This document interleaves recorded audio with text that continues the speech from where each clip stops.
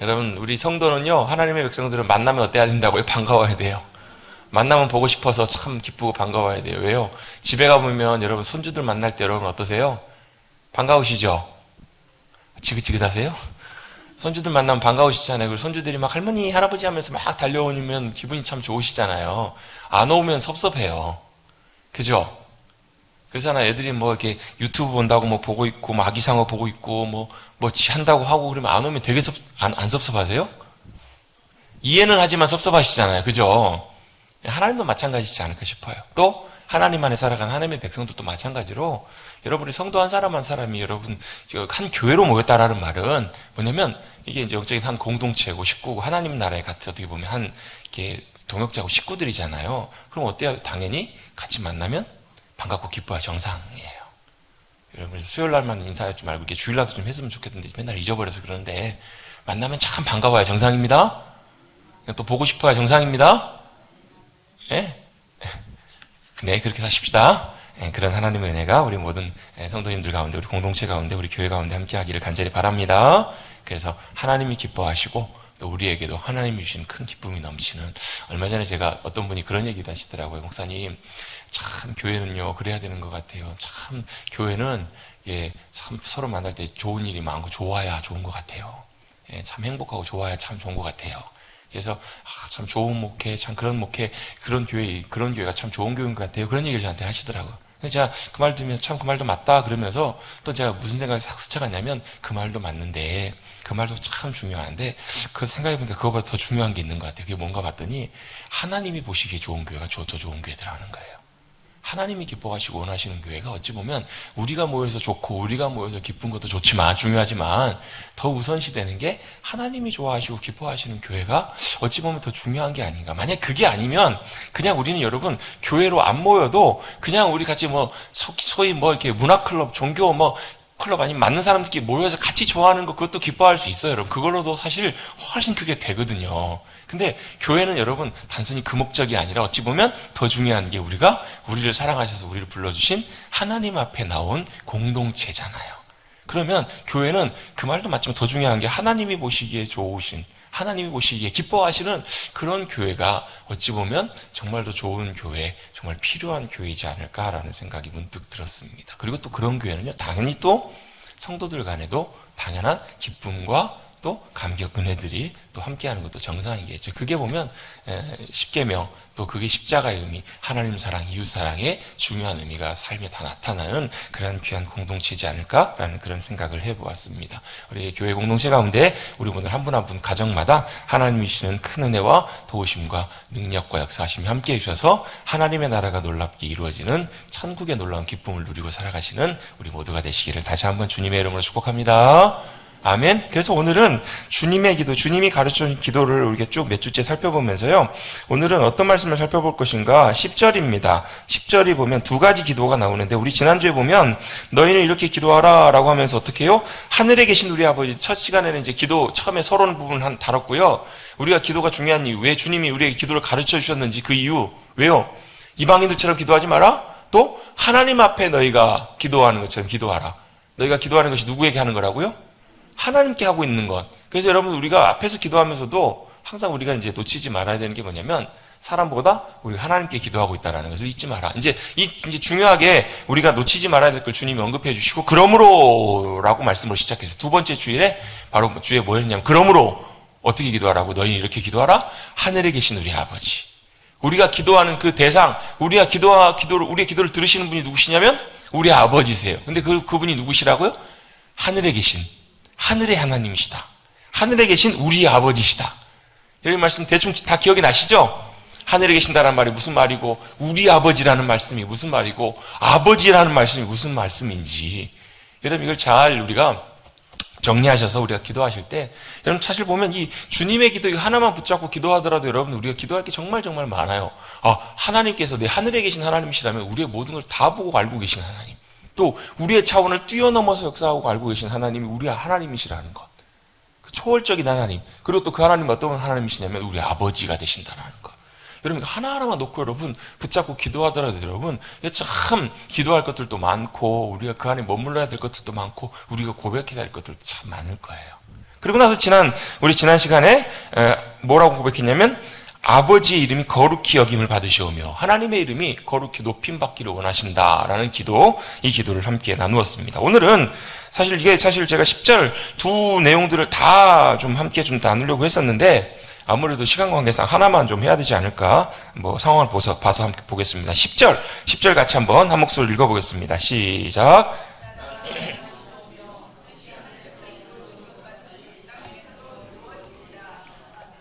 아멘. 뭐라고 기도하라고 주님이 가르쳐 주셨냐면 나라가 임하시오며 라고 기도하라고 주님이 가르쳐 주셨습니다. 그리고 이제 뒤에 보면 뜻이 하늘에서 이루어진 것 같이 땅에서도 이루어지이다 이렇게 기도하라고 주님이 이제 가르쳐 주셨어요. 이건 사실 두 가지 기도이기도 하지만 또 어떻게 보면 좀 연결된 기도이기도 합니다. 내용 자체가요. 왜냐하면 이 두 가지는 따로 떨어져서 이렇게 사실은 이렇게 생각하고 굳이 설명을 할 필요가 없이 같이 연결되어 있는, 주님의 나라가 임할 때 당연히 하늘의 하나님의 뜻이 이 땅 가운데 이루어지는 것, 그리고 또 하나님의 뜻이 이 땅 가운데 이미 이루어지고 있다면 거기에는 뭐가요? 이미 하나님의 나라가 임한 것이기 때문에 그래요. 그래서 오늘 먼저 나라가 임하시오며 라는 말씀을 잠깐 함께 좀 상고해 보도록 하겠습니다. 나라가 임하시오며, 무슨 나라가 임하게 해달라는 거예요? 하나님의 나라가 임하게 해달라는 주님의 기도입니다. 여기는 언급되어 있지는 않지만 이 앞에 하나님의 나라가, 주님의 나라가 임하게 하여 주십시오 라고 이렇게 기도하라고 주님이 가르쳐 주시는 거예요.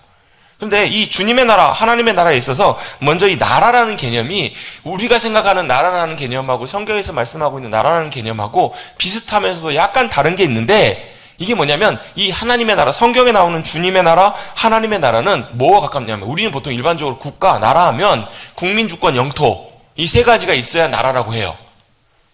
다 여러분 기억나시죠? 학교 때 다 배우셨잖아요. 국민, 주권, 영토. 저도 중학교 때인가 고등학교 때인가 배웠던 건데 아직도 지금 이게 머릿속에 남아있어요. 그때 막 시험 보면서 열심히 외웠던 국민, 주권, 영토. 근데 이게 생각해보면 어려운 게 아니에요. 국민이 당연히 있어야 국가가 있겠죠. 국민이 없는데 어떻게 국가가 있어요? 그죠? 그리고 뭐가 있어야? 땅이 있어야 돼, 땅. 영토가 있어야 국가가 사실 국가로서의, 물론 이제 국가가 없는 부득이한 그런 경우도 있지만 정식으로는 땅이 있어야 돼. 영토가 있어야 돼. 또 뭐가 있어야 돼요? 주권이 있어야 돼. 주권이라는 말을 바꿔서 표현해보면 주권적인 통치. 그러니까 나라로서의 어떤 역할을 잘 감당할 수 있는 나라의 권리, 권한, 이런 것들이 온전하게 잘 작동하고 있는. 그러니까 우리나라가 주권을 빼앗겼던 적이 있잖아요. 일제 36년간 일제가 우리나라를 합병해버리면서 우리나라를 식민지 삼으면서 나라가 사실 어떻게 보면 36년 동안 없어진 거하고 똑같아요. 왜요? 주권이 없기 때문에. 영토도 있고 국민도 있는데 뭐가 없어요? 주권이 없으니까 나라가 아닌 게 되는 거예요. 그때는 뭐가 되는 거예요? 일본 제국의 식민지가 돼버리는 거예요. 우리나라가.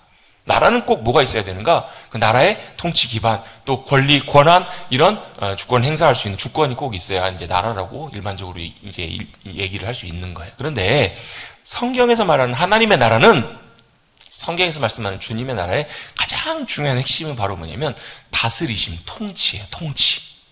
그러니까 영토라는 거는 우리가 말하는 이런 영토가 우리 일반적인 개념이 있어야 되지만 하나님 나라에서는 이 영토가 있기도 하고 없기도 해요. 그것이 그냥 단순히 우리 눈으로 보이는 이런 눈에 보이는 영토만이 하나님의 나라에서 영토의 개념의 의미는 아니라는 거예요. 더 중요한 게 뭐냐면 거기에 주권적으로 통치하시는 주님의 통치 영역, 주님이 다스리시는 그 다스리심이 나타나고 있는, 임하고 있는 그곳이 바로 뭐냐면 하나님의 나라, 주님의 나라라는 거예요. 그래서 이렇게 정리하십시다. 하나님의 나라는 뭐냐면 통치예요. 통치. 하나님의 나라는 뭐가요? 누가요? 하나님께서 통치하시는 곳이 바로 하나님의 나라라는 거예요. 이걸 여러분 머릿속에 잘 정리를 해두셨으면 좋겠어요. 왜냐하면 우리가 보통 하나님의 나라 그러면 뭘 제일 많이 생각하시냐면 천국을 생각하시잖아요. 천국. 여러분 성경에 제가 천국이 몇 번 나온다고요? 37번이 나와요. 근데 그 중에 36번은 어디 나오냐면 마태복음 35번인가? 36번. 헷갈리네요.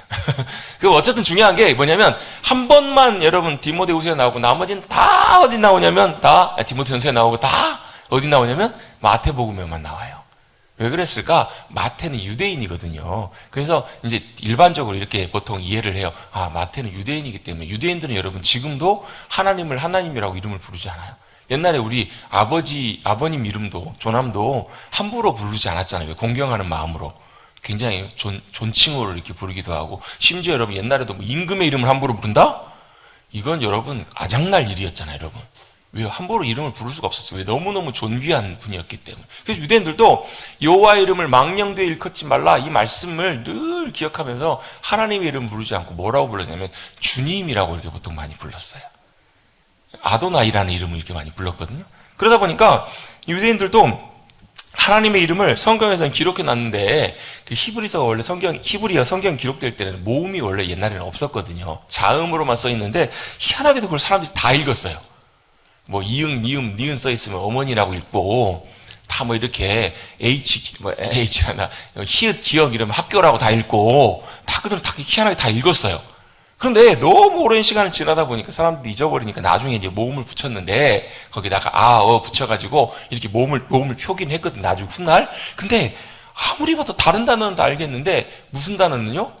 우리가 보통 일반적으로 여호와라고 하는 단어 있잖아요. 여호와 하나님. 그 여호와라는 단어가 모음이 뭔지를 모르겠는 거예요. 왜? 너무 사람들이 안 불러가지고 어떻게 부르는지를 잊어버린 거예요. 안 부르니까. 그래가지고 적당하게 추측해가지고 써가지고 모음을 붙여놓은 이름이 여호와예요. 근데 사실 여호와라는 말은 전혀 사실 좀 근거는 없는, 그래서 보통 조금 학자들이 많이 연구를 해가지고 제일 비슷하겠다라고 하는 이름의 호칭이 뭐냐면 야훼. 야훼라고 여러분 혹시 들어보셨죠? 야훼 하나님. 그 공동번역 성경이나 이런 데는 다 야훼로 이렇게 번역이 돼 있어요. 야훼 하나님이라고 부르는 것이 여호와보다는 야훼가 조금 더 맞지 않을까? 그것도 사실 잘 몰라요. 아무도 하나님의 이름을 잘 모르는 그런 상황 속에 놓인 거예요. 이런 상황에서 마태가 여러분 하나님의 나라, 하나님 이렇게 이름을 함부로 부르기가 너무 조심스럽지 않았겠나. 그래서 뭐라고 불렀냐면 하늘에 있는 나라라고 해서 하늘나라, 천국이라고 이렇게 마태복음은 그렇게 표현하지 않았을까, 이렇게 이제 일반적으로 생각들을 해요. 그래서 헬라어에 보면요, 하나님의 나라를 뭐 바실레이아 톤 우라노스 이렇게 표현하는데, 바실레이아 톤 데우스 이렇게 표현하는데, 천국은 바실레이아 톤 우라노스란 말이 하늘이란 말이거든요. 하늘에 계신 하나님의 나라, 하늘의 주님의 나라, 하늘나라. 이래서 우리는 일반적으로 한자록을 줄여서 뭐라고 부르냐면 천국이라고 이렇게 많이 부르게 된 거예요. 근데 이게 왜 제가 이렇게 구분해서 하나님의 나라, 천국 구분해서 하냐면, 우린 천국 하면, 여러분 마음속에 여러분 눈 감고 천국을 한번 생각해 봅시다 하면 뭐가 생각나세요? 뭐 황금길 있고, 막 진주로 만든 문이 있고, 막 집이 다 황금이고 화려하고 막 보석문에다가 막 이런 거 여러분 생각나시죠? 아무 생각이 없으세요?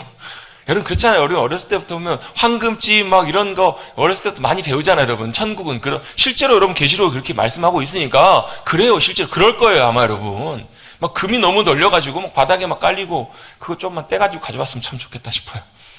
그럼 한 몇 킬로만 떼오면 아마 뭐 교회 부채도 다 갚고 아마 뭐 우리 성도님께서 다 조금씩 선물로 다 나눠드리고 그럴 텐데, 우리 혹시 가신 분, 갔다 오실 수 있는 분 계시면 한번 좀 가서 좀 갖고 와 보십시오.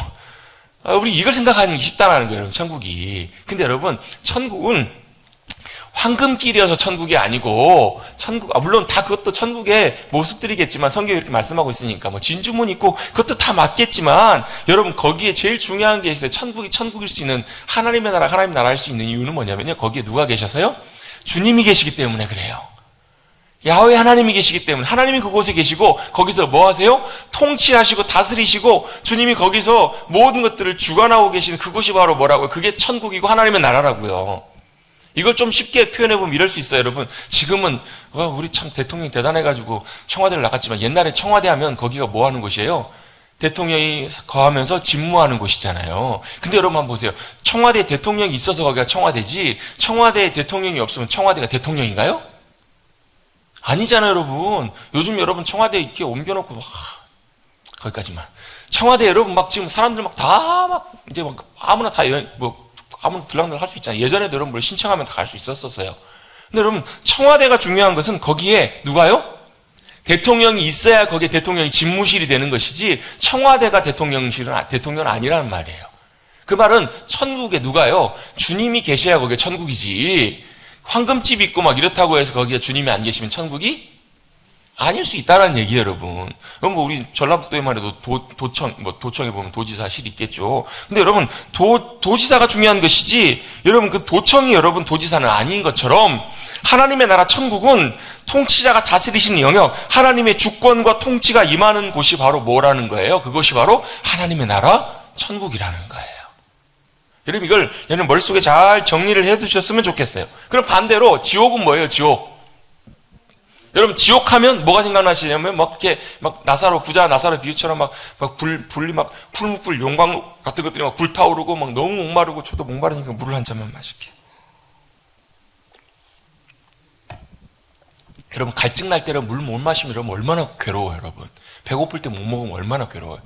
없는 거예요. 결핍이에요, 결핍. 거기는 뭐가 없어요. 여러분 거기는 누가 안 계시는가? 주님이 안 계세요, 여러분. 근데 여러분 희한하게도 여러분 성경에서 보니까 재밌는 이야기가 있어요. 여러분 이 지옥불과 같은 곳에 던져졌던 사람들이 있어요. 다니엘의 세 친구. 다니엘의 세 친구가요. 그 왕의 명령을 거역해가지고 두라평지 우상에게 절하지 않아가지고 풀무불에 던져지잖아요. 7배나 뜨거운, 지금으로 말하면 용광로요. 들어가면 어떻게 돼요? 지옥불만큼 뜨겁고 다 사람이 다 없어져 버려야 돼요. 그걸 어떻게 알아요? 집어넣으려고 던져넣으려고 갔던 사람들이 가다가 불타서 죽을 만큼. 그런데 희한하게 세 사람이 던져졌는데 거기 왕이 봤더니 몇 명이 보여요? 4명이 보여요. 4명이. 사람의 형상 같은데 사람이 아닌 것 같은, 천사와 같은. 누구였을까요? 어찌 보면 천사의 형상으로 거기 함께 하시는 주님의 영광의 임재가 함께 하셨더라는 거예요. 야, 용광로불, 지옥불과 같은 곳에 던져졌던 세 사람에게 누가요? 하나님께서 영광 가운데 함께 하셨더니 그게 더 이상 지옥불, 사망의 불이 아니라 뭐가 되는 거예요? 주님의 영광을 놀랍게 나타내는 영광의 불구덩이가 되잖아요. 왕이 깜짝 놀래가지고 어여 나오라. 사드락 메삭 아벳느고야 빨리 나오라. 나와가지고 깜짝 놀라면서 뭐라고 얘기를 해요? 하나님 살아계신다고. 하나님의 놀라운 영광과 위대하심을 그가 고백하고 높이잖아요. 내가 잘못했다고. 여러분 그 지옥과 같은 그 불구덩이 가운데서도요, 주님의 영광과 임재가 함께 해주시면 그곳이 뭐가 돼요? 그것도 하나님의 나라가 될 수 있는 곳이라니. 그럼 지옥은 뭐예요? 지옥은 여러분 하나님께서 그거 아세요? 여러분 비를 내리실 때 여러분 의인의 땅에 많이 내리시고 악인의 땅에 적게 내려주신다? 아니에요. 하나님께서는 의인과 악인에게 공평하게 하나님의 은혜의 비를 내려주시고, 여러분 왜 주님이 아직까지 안 오고 계시는 줄 아세요? 제가 생각할 때는 그래요. 제가 생각할 때는 한 영혼이라도, 한 죄인이라도, 한 악한 심판받을 인간들이 그 시간을 통해서라도 돌아오고 주님의 놀라운 은혜를 힘입고 주님의 귀한 자녀로 거듭날 때를 기다리시기 때문에 주님께서 어찌 보면 오시는 것이 더뎌지시는 것이 아닌가. 그 말은 무슨 얘기냐면 여전히 주님께서는 이 악한 세상을 향해서도 심판을 준비하고 계시면서도 여전히 은혜와 자비와 긍휼을 끝내지 않으시는, 더 거두시지 않으시는 그런 하나님이 바로 우리 하나님이시라는 거예요. 그런데 그 하나님의 말할 수 없는 은혜와 자비와 영광과 임재가 사라져버리는 곳, 없는 곳이 바로 어디냐면 그곳이 바로 진짜 지옥이고 그곳이 바로 진짜 음부가 아니겠느냐, 우리가 이렇게 생각해 볼 수가 있는 거예요. 여러분 하나님의 나라는 뭐라고요? 주님이 다스리시는 곳, 주님이 통치하시는 곳, 역사하시는 곳. 그래서 여러분 유명한 일화가 있잖아요. 여러분 성결교회에서 여러분 제일 훌륭한 탁월한 목사님으로 치는 이성봉 목사님이라고, 오래전 분이세요. 일제시대에 이렇게 다 지내시고 6.25 때 돌아가신 분이신데요. 순교하신 분이신데 6.25 때 이제 복음 전하시다가 목포 쪽에선가 이렇게 공산당에게 이렇게 붙잡히셨어요. 목사님, 그 당시 이제 목사님들 다 붙잡혀서 많이 돌아가셨으니까. 붙잡히셔가지고, 고문을 하고 신문을 하는 거예요. 그러면서 막 조롱도 하고, 막 이러다가 이제 고문하는 사람이 이렇게 얘기하는 거예요. 야, 니네가 믿는 하나님 그 천국 좀 보여줘봐라. 그랬더니 이 목사님이 뭐라 그래요? 예, 제가 보여드립죠. 이렇게 얘기하시는 거예요. 그래서 이 사람이 막, 당당하게, 너무 당당하게 얘기하니까 화가 나가지고, 아니, 죽은 다음에 말고 지금 보여달라니까? 그랬더니 이 목사님이 뭐라 그래요? 예, 지금 보여드린다니까요? 그러면서 이어서 무슨 얘기를 하는가? 이렇게 얘기해요. 내 눈앞에서 당장 보여달라는, 공산당 앞에서 이렇게 해요. 내 마음이 천국입니다. 내 영혼이, 내 마음이, 내 속이 이게 천국입니다. 라고 이렇게 얘기를 했다라는 거예요. 천국의 본점은 내 속안이 아니니까 그건 잘 모르겠고, 천국의 지점은 제가 보여드릴 수 있으니까 보여드리겠다고. 이 내 마음입니다. 라고 이렇게 그런 그 고문당하는 그 상황 속에서 당당하게 이렇게 얘기하셨다는 일화. 아마 여러분 들어보신 적 있으실까요? 여러분 그렇게 하실 수 있으시겠죠? 목숨이 왔다 갔다 하고 막 고문당하는 그 상황 속에서 내 마음이 천국입니다. 여러분 근데 그게 진짜 어떻게 보면 믿음으로 살아가는 하나님의 백성들의 삶의 모습이지 않겠나. 왜요? 주님의 나라는 뭐라고요? 주님이 함께 하시고 다스리시는 곳이 천국이니까. 여러분 우리가 그걸 누려가고 살아가시는 저와 여러분 되시기를 간절히 바랍니다. 왜요? 그걸 위해서 기도하라는 거예요. 나라가 임하시오라는 말은 사실은 이 좁은 의미에서 사실 넓은 의미도 있어요. 사실 보면요. 나중에 이제 뭐 좀 이따 마지막 결론 잠깐 다루겠지만 이런 것도 있어요. 사실은요. 하나님의 나라가 확장되는 거. 하나님을 알지 못하는 또 하나님의 통치와 은혜와 생명 가운데 있지 못하는 그들의 영혼, 그들의 그 땅 가운데서도 하나님의 나라가 임할 수 있도록 기도하라. 이것도 포함되어 있기는 해요. 무슨 말인지 이해되시죠, 여러분? 세 분만 이해가 되시는 것 같아요. 예를 들면 이런 거예요. 우리가 복음을 전하고 뭐 선교의 사명을 가지고 나가서 주님 모르는 곳, 그곳 가운데서도 뭐가요? 하나님의 나라가 임할 수 있도록 하나님을 알고 주님 안에서 놀라운 복음 안에서 변화되는 역사를 경험해서 하나님의 생명과 은혜로 그곳도 변화되기를 원합니다. 이것을 위해서 또 기도하라. 이것도 포함되긴 한다고요. 이것도 포함되는데 그거 이전에 먼저 가장 중요한 개념이 바로 뭐냐면 하나님의 나라는 그래서 여러분 기독교는 여러분 단순한 종교나 문화가 아니에요. 여러분 저는 예전부터 아주 어릴 때부터 그런 생각을 좀 했던 것 같아요. 뭐 20대 초반부터 기독교는 종교가 아니다. 기독교는 생명이다. 기독교는 하나님과 우리가 관계이지 단순한 종교, 물론 종교의 옷을 입고 있고 종교의 색채를 띠고는 있지만 기독교가 여러분 종교일 필요가 없는 이유가 바로 뭐냐면요. 종교와 성격이 좀 다른 부분들이 많아요. 기독교는 단순히 뭐 윤리나 문화 그런 차원이기 이전에 다 있어요, 여러분. 그것이 뭐 기독교에도 보면요, 신학교에 가면 기독교 윤리학이 있고요, 다 있어요, 여러분. 기독교도 여러분 문화적인 차원도 굉장히 중요해요. 요즘 보면 특별히 이렇게 선교적 교회 뭐 이런 이렇게 네슬리 뉴비긴이라는 분이 이렇게 강조하셔가지고 지금 굉장히 많이 이제 많은 목회자들이나 신학생들 신학교에서도 많이 이제 같이 공부하면서 따라가는 그런 중요한 또 핵심적인 개념이 있는데 거기서 보면 문화적인 부분도 굉장히 많이 강조가 돼요. 왜요? 문화는 삶의 결이거든요. 우리 살아가는 삶의 자리이고 삶의 모습들이고 삶의 흐름이기 때문에 문화도 굉장히 중요해요. 기독교에도 기독교의 문화가 있고 기독교의 문화가 선한 영향을 끼쳐야 되기도 해요. 그런데 단순히 그것이 기독교의 핵심이 아니라 기독교의 정말 중요한 핵심은 바로 뭐냐면 주님이 우리 가운데 임하셔서 다스리시고 통치하시는 하나님의 나라. 그 나라가 어디예요? 저기예요? 죽은 다음에요? 아니요. 저와 여러분의 마음, 심령 또 어디예요? 우리의 심령뿐만 아니라 우리의 삶, 가정, 교회 이곳에 임하게 되는 것, 그것이 그 나라 안에 거하는 삶, 이게 바로 진짜 신앙이라는 거예요. 이게 될 때 여러분 고문당하는 그 앞에서 내 마음이 천국입니다. 이건 여러분 그냥 단순히 내가 마음에 감동돼서가 아니라 실제로 그걸 누리고 경험하고 살아갔기 때문에 그게 가능한 것. 여러분 이것이 진짜 하나님 나라를 살아가는 귀한 믿음의 백성들의 삶인 줄로 믿습니다. 그래서 여러분 우리 기도하실 때마다 이렇게 기도하십시다. 나라가 임하게 해주십시오. 이렇게 기도하시면서 어디에요? 우리 심령에. 또 어디에요? 내가 만나는 그곳에. 또 내 가정에. 어디에요? 우리 교회에. 또 어디에요? 여러분이 일하는 일터 위에 여러분이 삶에 걸어가는 삶의 자리 가운데 하나님의 나라가 임하기를 원합니다. 여러분 이렇게 사모함을 가지시고 기도하시고 나가시는 우리 귀한 믿음의 백성들 우리 모두가 되시기를 간절히 주님의 이름으로 축복합니다. 그래서 여러분 하나님의 나라가 주님의 통치, 다스리심, 임하심 이걸 정리해야 되는 이유가 바로 이것이에요. 두 번째로 나라가 임하시오며라는 의미에서 우리가 또 하나 생각해 볼 게 있는데 바로 뭐냐면 이것은 하나님의 주권이라는 거예요. 하나님의 나라는 하나님의 주권이고 선택이에요. 여러분이 이곳에 앉아있는 이유가 뭐 때문에요? 여러분 예수님을 믿고 하나님의 자녀가 되었기 때문에 하나님 아버지 앞에 예배드리러 나오신 거잖아요. 옛날에는 여러분 예배를 이렇게 많이 표현해서 예배 본다. 그렇죠. 예배 본다라는 말을 많이 썼잖아요. 예배 본다라는 말을 그냥 말 그대로만 그대로 보면 예배를 그냥 구경하는 것처럼 그렇게 보여요. 그래서 저는 개인적으로 이 표현은 우리가 일상 그냥 써오는 표현이긴 하지만 예배는 본다라는 말보다 예배를 드린다. 또 좀 더 한 발 나가보면 예배하다. 이런 의미가 조금 더 정확한 의미이지 않겠는가. 왜요? 예배는 내가 주님 앞에 나가는 것이고 주님 앞에 뭐 하는 거예요? 내가 당연히 주님을 기쁨으로 주님을 기뻐하고 주님을 기쁘시게 하고 섬기는 이 모든 것들이 사실 예배의 모든 것들이기 때문에. 근데 여러분 이런 모든 것들이 어떻게 가능하게 됐을까? 내가 예수님 믿게 된 것도 여러분 내가 잘나서 그런 것도 아니고 내가 결단해서 그런 것도 아니에요. 뭐 때문에요? 하나님이 주권적으로 저와 여러분을 선택하셨기 때문에 그게 가능했던 거예요. 이걸 뭐라고 할 수 있는가? 주님의 절대적인 주권이에요. 어떤 목사님 그런 얘기 하세요. 나는 아무리 봐도 내가 예수 믿을 만한 사람이 아니었고 주님이 나를 선택하시고 부르신 걸 생각해보면 정말로 놀라운 그런 하나님의 전적인 주권이라고밖에 말할 수밖에 없다고.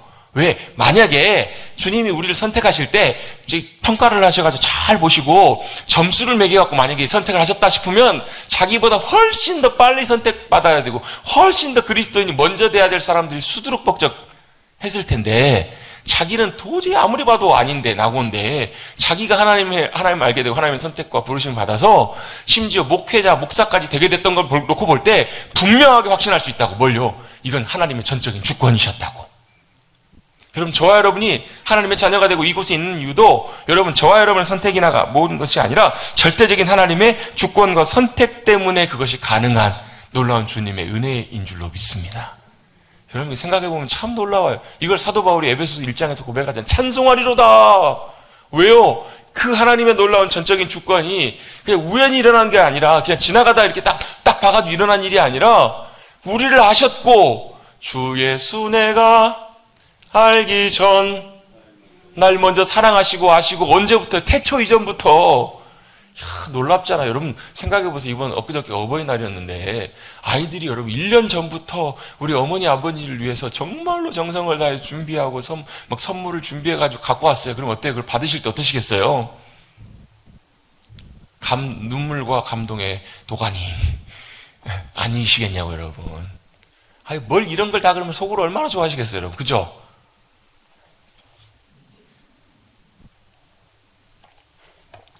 그런 선물을 아무도 안 받아보셔서 그러신 건지 받으시면서도 그냥 아무 생각이 없으셔서 그러셨던 건지 모르겠어요. 그렇잖아요. 여러분, 누구로부터 정말 감동적인 선물을 받으면 정말 감사할 일이잖아요. 그렇죠? 근데 그게 그냥 대충 한 게 아니라 정말로 많은 노력과 정성과 돈과 마음을 담아서 오랜 시간 그렇게 해온 걸 보면 뭐가 고마워요? 그 선물보다 그 마음이 더 고맙잖아요. 여러분. 그런 선물 받아보셨죠 여러분? 근데 여러분, 하나님의 선물이 그런 선물이라는 거예요. 그냥 우리에게 주신 그냥 옛다 받아라 선물이 아니라 옛다 예수님 주신 것이 아니라 언제부터요? 태초 이전부터 우리를 향한 계획을 가지시고 준비하셔서 우리를 전적으로 주권적으로 선택하시고 부르셔서 하나님의 자녀 삼으시려고 주님이 마음 먹으신 거예요. 작정하셔서 부르셨다고요. 저와 여러분 대단해서 그런 것이 아니고, 예? 옆에 계신 분들에게 이렇게 한번 인사해 보십시다. 당신이나 나나 거기서 거깁니다. 아유, 그렇다니까요, 여러분. 당신이 하나 거기서 거기라니까요. 대단하게 잘나서 그런 게 아니라, 여러분, 뭐예요? 하나님이 전적으로, 주권적으로. 어떤 분은 그렇게 표현하세요. 세상 가운데 우리를 핀셋으로 하나님께서 뽑아내셨다고. 핀셋으로 하나님께서 주권적으로 뽑아내신. 여러분, 이게 뭐예요? 이게 하나님의 주권이라고요.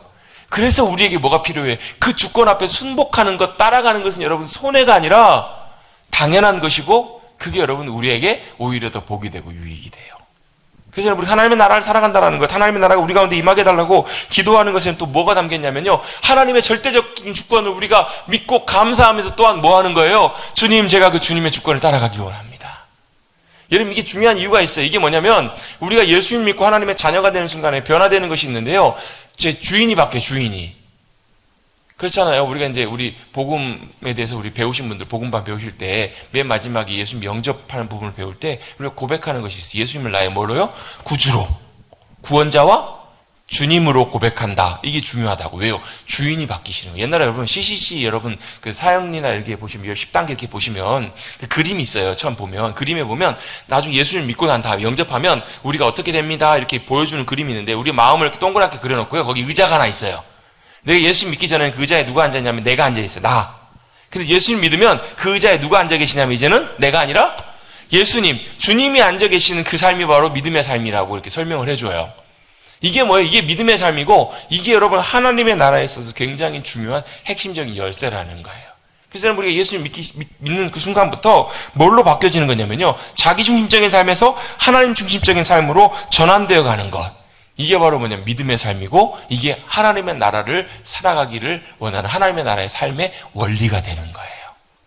할렐루야. 같이 한번 해보겠습니다. 자기중심적인 삶에서 하나님 중심적인 삶으로. 여러분, 이건 오해하지 마십시오. 여러분, 제가 자주 말씀드린 것처럼 자기중심적인 삶을 산다는 것이 이기적이고 욕심부리고 자기만 생각하는 삶을 사는 것을 말하는 것이 아니라고. 여러분, 그것도 포함되어 있지만 그것보다 더 본질적으로 중요한 게 있어요. 뭐냐면 내 삶의 결정과 주권과 모든 것이 나에게 달려. 내가 하느냐? 그 말은 여러분 이게 좀 굉장히 사실 쉬운 말 같지만 굉장히 사실 어렵고 힘든 것인 이유가 이거예요. 뭐냐면 사실 제가 이게 나름대로마다 참 저도 많이 부담이 돼요. 왜냐면 이게 여러분 쉽지 않은 게 어떻게만 가능하냐면 이 가능한 방법은 결국은 자기가 죽어야 돼요. 내 자아가 죽어야 가능해. 왜요? 하나님 중심적인 삶으로 전환된다는 것은 무슨 말이냐면 내 자아가, 내 자존심이 내 인격과 성격과 감정, 내 감정도 마찬가지고요. 태도, 예를 들면 이런 거, 감정이라는 말은 이런 거예요. 내가 화내고 싶은데 어때요? 주님이 내 삶의 주인이시면 내가 어떻게 허락받고 화내야 된다고요. 결제받고 화내야 된다고요. 아이고, 화내고 싶으면 화내야죠. 근데 여러분, 이게 그냥 참는 게 아니에요, 여러분. 그냥 참는 게 아니라 내 삶의 주권이, 내 삶의 주인이 주님이시기 때문에 내가 말하는 것, 행동하는 것, 생각하는 것, 습관, 가치관, 이 모든 것도 내 마음대로 하지 않겠다라는 것을 결단하는 자리가 어디냐면 하나님 중심적인 삶으로 전환되는 그 자리예요. 그래서 어렵다고, 여러분. 저도 안 되지만요, 제가 우리 성도님들 보면서 느끼는 게 그거예요. 아이고, 안 변해. 죽어도 안 변해. 죽어도 안 변해. 그래서 변하려면 어떻게 돼요? 죽어야 변하더라고요. 내가 죽어야 변하더라. 그래서 참 쉽지가 않아요, 여러분. 이게 참 어려워요. 근데 여러분, 그렇게 내가 죽어야 주님이 내 안에 사시고, 내가 죽어야 주님이 내 삶의 주인이 되셔서 거기에 뭐가 임한다고요? 주님의 주권이 임한다고요. 거기에 뭐가요? 하나님의 나라의 실제가 나타나기 시작해요. 하나님 나라의 실제가 나타나면서, 그래서 여러분 나타나는 게 주님의 마음, 주님의 생각, 주님의 성품, 주님의 열매들이 나타나는 거예요. 그게 우리가 몇 주 동안 배웠던 성령의 열매예요. 대표적인 것들이. 그거 말고도 뭐 사랑, 기락, 화평, 오래 참, 자비, 양성, 충성, 온유, 절제. 이거 말고도 뭐예요? 또 섬김, 배려. 또 뭐예요, 여러분? 용서. 또 뭐가 있죠? 아무튼 굉장히 많아요, 여러분. 그 모든 것들이 다 어디서 나온다고요? 하나님의 나라의 주권이 내게 임하여서 내가 그 앞에 순종하고 굴복할 때. 그래서 여러분, 이렇게 잘 기억하십시다. 내가 그냥 억지로 참는 게 아니에요, 여러분. 내가 그냥 입 꽉 깨물고 참는 게 아니라 뭐 하는 거예요? 주님의 주권에 순종하는 거라고요. 주님의 다스리심 앞에 내가 들어갑니다. 내가 나아갑니다. 내가 내 자아가 죽고 그렇게 주님 앞에 나아갑니다. 여러분, 세상의 교육은 그래요. 세상의 교육은 사람을 바꾸려고 열심히 애쓰고 훈련하고 가르치고 성장시키기 위해서 많이 노력해요. 근데요, 하나님 나라의 원리는요, 사람을 바꾸고 변화시키는 것이 아니라 본질적으로 뭐 하는 거예요? 내 자아가 죽는 거예요. 내가 죽고 주님이 나를 통해서 사신다. 이게 여러분 하나님의 나라의 원리예요. 그래서 내가 훈련하는 이유는 뭐냐면, 나를 개발하고 내 좋은 점을 발전시키는 것이 우선이 아니라 하나님의 은혜와 능력이 내 안에 역사하시도록 나를 비우고 내가 죽고 내 자아가 죽을 때 그게 가능해지는 거예요. 좀 어렵게 제가 설명을 드렸지만 이게 여러분 하나님의 나라의 원리라는 것을 여러분 꼭 기억하셨으면 좋겠어요. 저는 대학 때 이제 기독교육과 교육학을 공부하면서요, 제가 참 나름 열심히 공부했거든요. 4년 동안요. 공부하고 학과 과정을 다 마치고 졸업하면서 제가 내렸던 결론은 그거예요. 사람은 겉만 변한다고 변하는 것이 아니다. 그리고 사람은 단순한 위에 가르치는 교육, 그 필요해요, 여러분. 당연히 성경 교육도 필요하고요. 당연히 말씀 교육도 필요하고, 또 영적인 훈련들도 다 필요해요. 뭐 헌금, 예배 이런 것도 다 배워야 돼요. 그런데 여러분, 사람이 진짜 궁극적으로 변화되는 것은요, 겉으로 변하는 것이 아니고 언제 내 자아가 주님 앞에서 깨어지고 내가 죽고 주님이 내 삶의 진짜 주인이 되실 때 그 삶의 진짜 변화들이 일어나더라고요. 여러분의 삶의 영역 가운데, 여러분의 감정 영역에, 여러분의 말의 영역에, 여러분의 삶의 행동의 영역에, 여러분의 생각의 영역에, 여러분의 주인이 자리에서 주님이 되시는, 주님이 주권적으로 왕이 되시는, 다스려 주시는 그 영역들로 변화돼 가시는 여러분들 되시기를 간절히 주님의 이름으로 축복합니다. 그럴 때 여러분 하나님의 나라가 임하고요, 그때 어떤 역사가 일어나는가? 주님의 다스리심과 일하심들이 나타나기 시작하는 것, 이게 바로 하나님 나라의 원리임을 꼭 기억하시기를 간절히 바랍니다. 두 번째가 뭐였다고요? 주님의 주권은 절대적인 주권이시라고요. 그렇게 주권으로 저희와 여러분을 선택해 주셨고, 그러기 때문에 우리 선택받은 우리는 어떻게 해요? 다른 것에 순종하는 것이 아니라 주님 되심의 주권에 순종하고 따라가는 거예요. 내가 왜 마음에 안 드는데 저 인간을 용서해야 돼요? 왜 내가 이해해야 돼요? 왜요? 내가 나 때문에가 아니라 주님께 순종하기 위해서, 주님께 순종해서 주님의 마음에 내가 따라가기를 결단하기 때문에 그 자리에 나가는 거예요. 그래서 기도하셔야 돼요, 여러분. 그래서 말씀을 묵상하시고 말씀에 귀 기울이셔야 돼요. 왜요? 내 의지로는 잘 안 되니까. 여러분, 주님의 은혜와 도우심이, 능력이 여러분 안에 충만하게 역사하셔서 내가 비워지고 내가 죽고 주님이 사시는, 주님이 주인 되시는 놀라운 역사가 저와 여러분의 삶 가운데 나타나시는 우리 모두가 되시기를 간절히 주님의 이름으로 축복합니다. 그렇게 내가 아니라 주님이 사시고 주님의 나라가 임하면요, 그 순간에는 몰라도 열매와 결과가 하나님의 나라의 열매로 반드시 맺혀요. 여러분, 아브라함은요, 이삭 하나 보고 죽었어요. 나중에 여러분, 아브라함은 뭘 봐요? 그 수백만의 놀라운 하늘의 별과 같은 땅에 모래와 같은 후손들이 있을 것을 믿음의 눈으로 바라봐요. 믿음의 순종의 역사는 바로 안 나타나는 경우도 있지만요. 나중에 시간이 지났을 때 놀랍게 역사를 나타내요. 룻이 여러분 믿음으로 순종해서 어머니를 따라서 베들레헴으로 돌아와요. 참 험난한 길이라는 것을 알고 믿음으로 순종해서 따라오잖아요. 결국은 누구를 통해서요? 보아스를 통해서 오벳을 낳아요. 오벳. 얼마나 참 기쁨이 넘쳤는지. 근데 그 룻기의 마지막이 보아스는 오벳을 낳고 오벳은 이새를 낳고 이새는 맞죠? 맞죠? 바로 순서 맞죠? 네. 제가 하나 빠졌나 싶어가지고요. 이새를 낳고 그 다음에 다윗을 낳았더라. 이 말씀으로 끝나요. 그게 왜 그걸 뭘 의미할까요? 룻의 그 믿음의 순종의 삶이, 룻이 온전하게 전적으로 주님 앞에 헌신된 그 믿음의 삶이 다음 세대까지, 그래서 누구요? 이스라엘을 온전하게 세운 다윗의 후손으로 오실 예수 그리스도의 어떻게 보면 상징적인 역할을 하는 다윗이 태어나는 그 놀라운 역사가 그 룻의 삶을 통해 나타나게 됐다라는 거예요. 여러분, 우리가 주님의 주권에 순종하는 삶을 통해서 하나님 나라의 열매들이 놀랍게 맺혀져 가시는, 그래서 여러분의 가정에 하나님의 나라가 열매가 맺혀지시고 여러분이 거하시는 곳에 하나님의 나라의 열매가 맺혀지시는 복된 삶을 살아가시기를 간절히 바랍니다. 아멘. 이게 하나님의 나라가 임한다라는 중요한 의미예요. 마지막 세 번째입니다. 하나님의 나라가 우리 가운데 임한다라는 것은요, 하나님의 통치가 우리 가운데 임한다라는 의미잖아요. 하나님의 통치가 임하게 되면 어떤 일이 일어나냐면 어둠이 떠나가요. 왜요?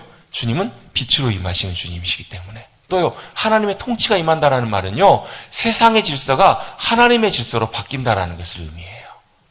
여러분, 세상의 질서가 어때요? 여러분, 나라가 새로 딱 세워지게 들어오면, 나라가 들어오면 어때요? 우리나라가 여러분 일본에게 나라를 빼앗겨가지고 일본이 우리나라에 와서 통치하시기 아니라 통치하기 시작했더니 어떤 일이 벌어져요, 여러분?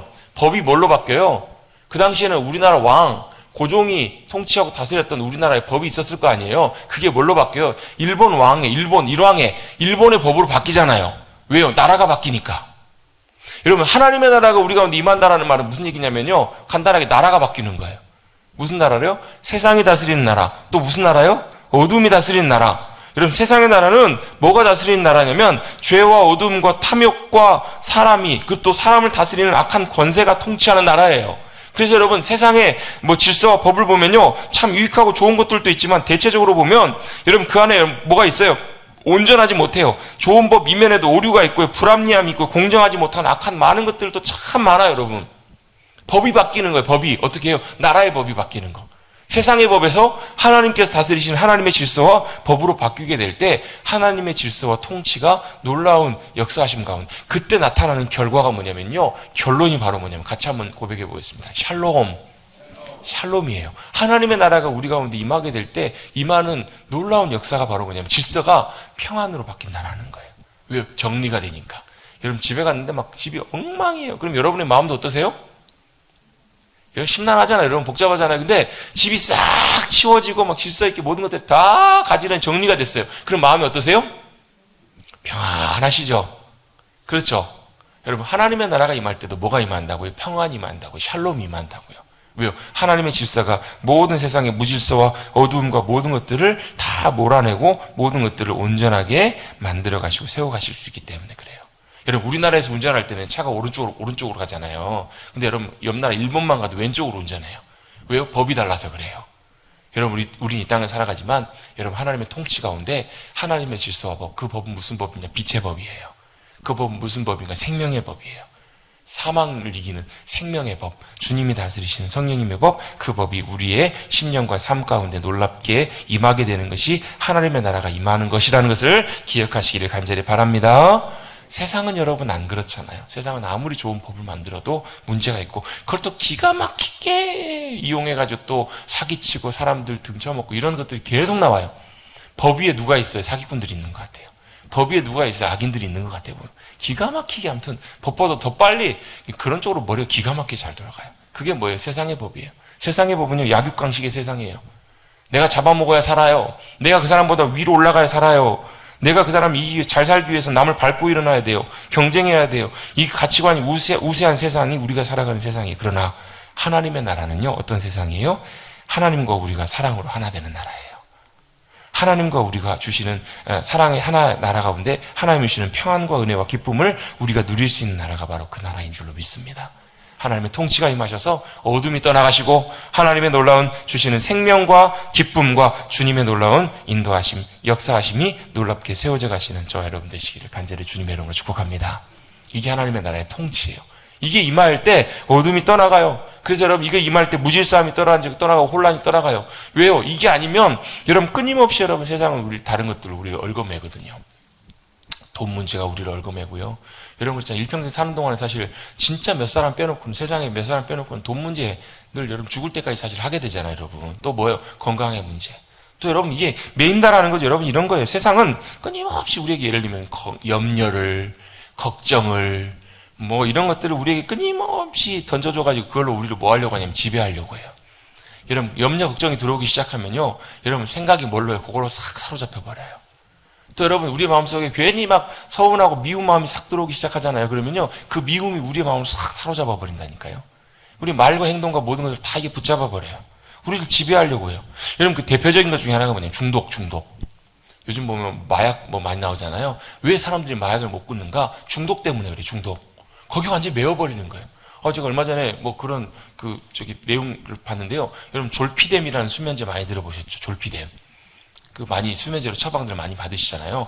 와, 그게 그런 무서운 부작용이 있는지를 제가 그 영상을 보면 처음 알았어요. 뭐냐면 봤더니 사람들이 이제 졸피뎀은 우울증 있는 분들이나 이런 분들은 가급적이 먹지 못하는 것으로 이렇게 일반적으로 얘기하는데, 나중에 뭐 어떤 연구에 의하면 우울증이 없어도 이 약을 장복하게 됐을 때 중독성이 있기도 하고, 그것이 어떻게 되냐면 사람의 그러니까 마치 수면제를 먹고 잠이 들었는데 그 사람이 마치 몽유병 걸린 것처럼 벌떡 일어난다는 거예요. 막 돌아다니고 막 행동하고, 자기가 막 정신없이 3시간 4시간을 밖에서 막 돌아다니도 왔는데 아침에 깨보면 자기가 3시간 4시간 돌아다니는 기억을 못해요. 잠이 안 와가지고 막 수면제 먹고 잠이 안 와가지고 몸부림치면서 막 여기저기 전화를 다 하는데 아침에 물어보면 내가 전화를 했는지를 몰라. 전화를 봐야 알아. 여기도 전화했네, 저기도 전화했네. 중독이 되는 거예요.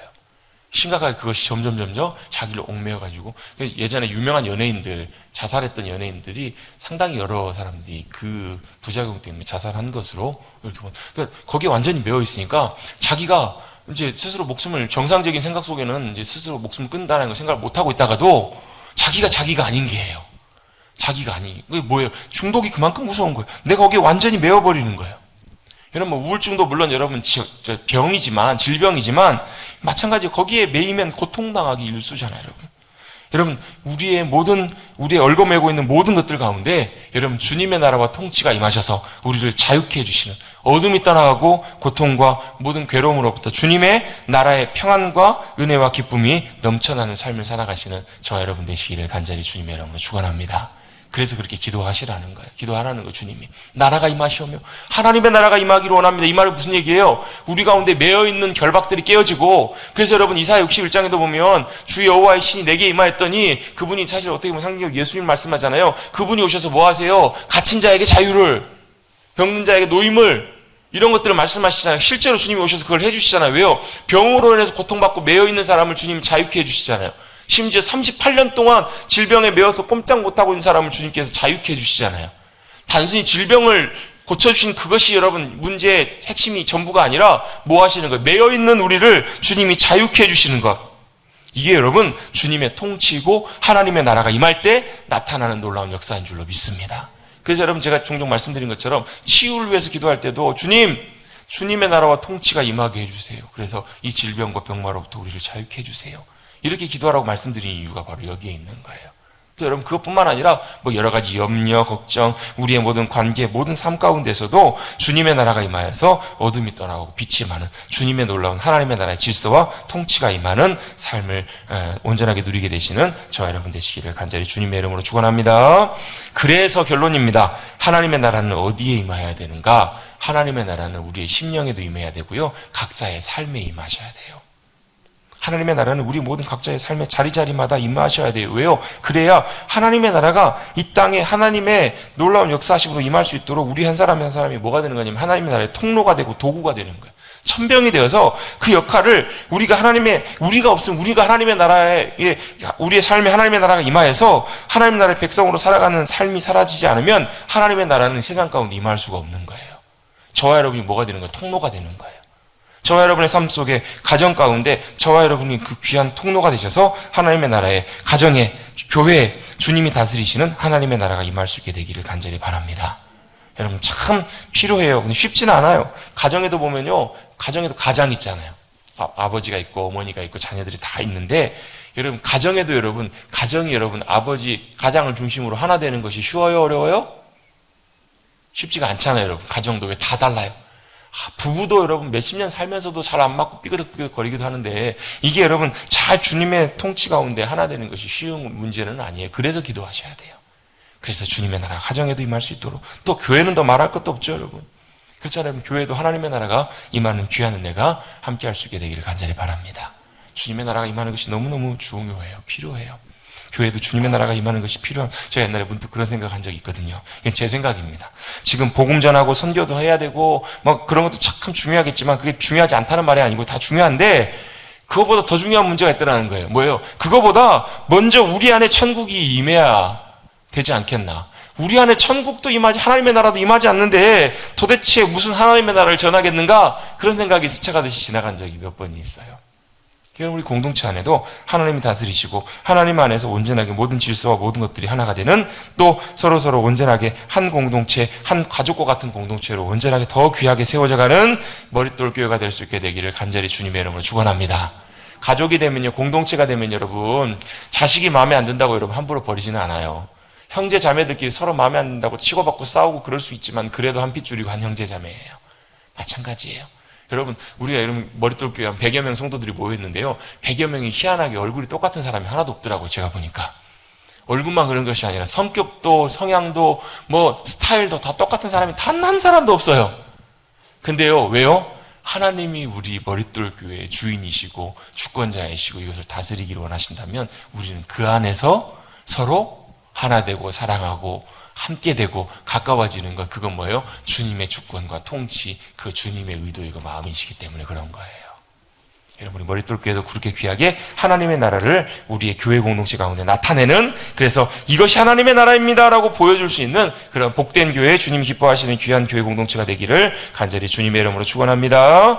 그래서 교회 공동체에도, 그래서 우리의 뭐 당회, 뭐 우리 뭐 남녀 선교회, 무슨 뭐 여전대 남선교회, 뭐 구역 말할 것도 없이 우리의 모이는 그곳마다 공동체가 모여서 하나님의 나라의 기쁨을, 천국의 기쁨을 누리는, 말로만이 아니라 실제로. 그래서 여러분, 우리 찬송가 438장 있잖아요. 오늘 사실 제가 오늘 설교를 10절 뒷부분까지 하려고, 나라가 임하시면 뜻이 하늘에서 이룬 것 같이 하나님의 뜻과 나라가 이 땅에 임하길 원합니다 해가지고, 사실 제가 549장 내 주의 뜻대로 행하시옵소서 이 찬송을 제가 사실은 준비를 했거든요, 주보에. 근데 오늘 이 부분을 다 나누지를 못했어요. 여기서 말씀을 마칠 거예요.